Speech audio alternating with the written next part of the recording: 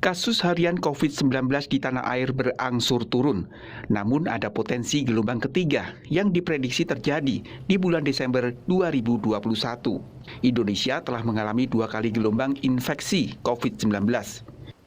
Gelombang pertama terjadi di awal tahun 2021, di mana kasus harian tertinggi tercatat pada 30 Januari dengan 14.518 kasus. Sementara di gelombang kedua, kasus harian tertinggi terjadi pada 15 Juli 2021 dengan 56.757 kasus. Menteri Koordinator Bidang Kemaritiman dan Investasi Luhut Binsar Panjaitan menegaskan, pemerintah saat ini sudah siap mengantisipasi gelombang ketiga.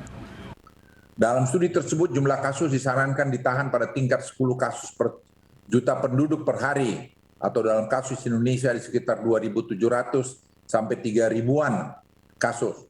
Saya yakin kita bisa mengendalikan kasus pada angka tersebut dan kuncinya adalah 3T, 3M, serta penggunaan peduli lindungi dan vaksin yang masif.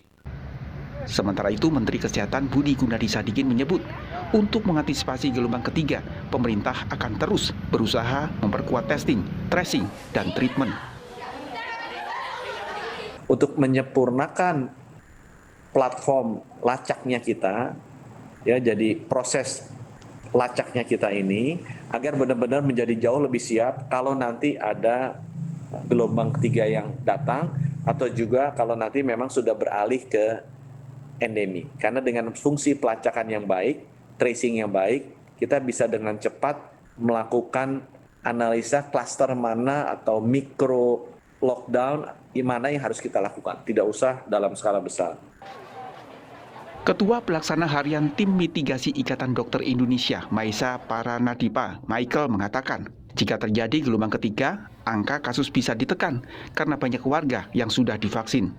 Namun pemerintah harus tetap menyiapkan mitigasi. Angka kasus yang akan muncul mungkin bisa lebih ditekan karena sudah banyaknya masyarakat kita yang mendapatkan vaksinasi, namun langkah-langkah antisipasi atau mitigasi tetap harus dilakukan. Mempersiapkan perbekalan kesehatan, sarana-prasarana kesehatan untuk mengantisipasi gelombang 3, sekaligus juga mendorong untuk memperluas cakupan vaksinasi.